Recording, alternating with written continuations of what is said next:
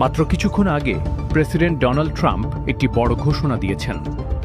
তিনি লিখেছেন, Iran Hormuz প্রণালী খুলে দেওয়ার প্রতিশ্রুতি দিয়েছিল, কিন্তু তারা তা পালন করেনি।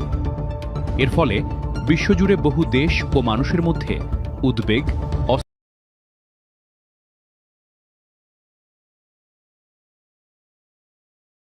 অস্থিরতা এবং ভোগান্তি তৈরি হয়েছে।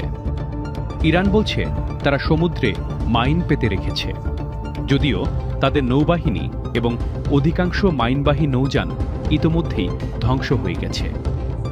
সুতরাং বিষয়টি পরিষ্কার, বৈঠক ভালো হয়েছে, বেশিরভাগ বিষয়ে সমঝোতা হয়েছে, কিন্তু সবচেয়ে গুরুত্বপূর্ণ বিষয় পারমাণবিক ইস্যু, এতে কোনো সমাধান হয়নি।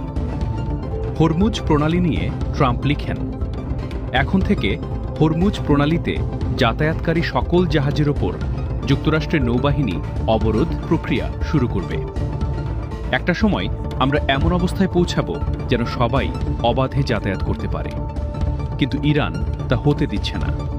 তারা শুধু বলছে কোথাও মাইন থাকতে পারে, যার অবস্থান শুধু তারাই জানে।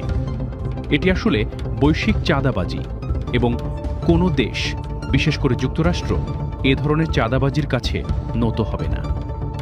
ট্রাম্প লিখেন, আমি আমাদের বিশ্ব সেরা নৌবাহিনীকে নির্দেশ দিয়েছি আন্তর্জাতিক জলসীমায় এমন প্রতিটি জাহাজকে থামাতে ও তল্লাশি করতে যারা ইরানকে কোনো টোল দিয়েছে। যারা অবৈধ টোল দেবে তারা সমুদ্রে নিরাপদে চলাচল করতে পারবে না।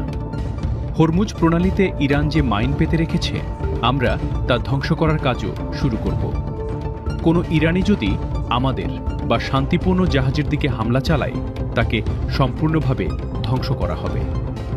প্রেসিডেন্ট লিখেন, ইরান ভালো করেই জানে কিভাবে এই পরিস্থিতির অবসান ঘটানো যায়, যা ইতোমধ্যেই তাদের দেশকে বিপর্যস্ত করে ফেলেছে।